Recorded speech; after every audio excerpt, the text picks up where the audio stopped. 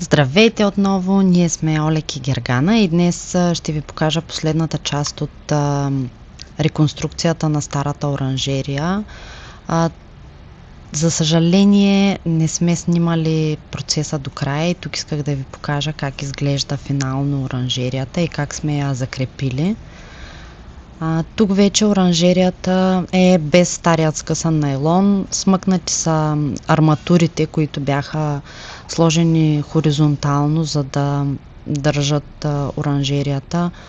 Олег се занимава тук да изкара старият найлон, който беше затиснат с всякакви всевъзможни глупости от сорта на тухли, строителни отпадъци, парчета бетон и така нататък. През това време баща ми оправя арките, защото цялата конструкция беше пропаднала настрани, беше се усукала.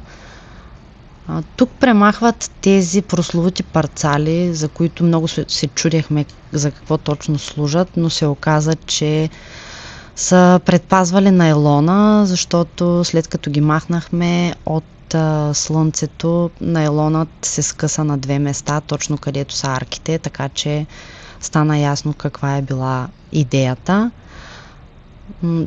Тук търсят начин, по който да задържат цялата конструкция, но в процеса осъзнават, че всъщност ако сложат този лост, той ще изяде доста от мястото в оранжерията.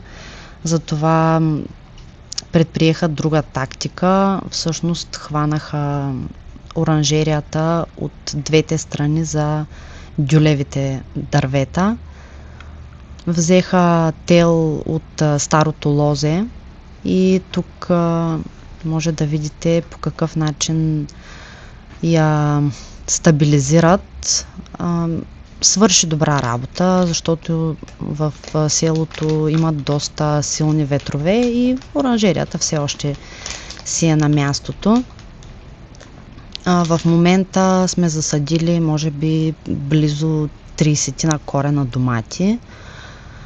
Идеята беше конструкцията да е възможно най-лека, затова Олег и баща ми решиха да сложат тези дървени летви, които забиха първоначално в тези извитите тръби, арките на оранжерията, след което опънахме найлона и допълнително отвънка с малки парчета дървен материал закрепихме найлона отново за тези дървени летви.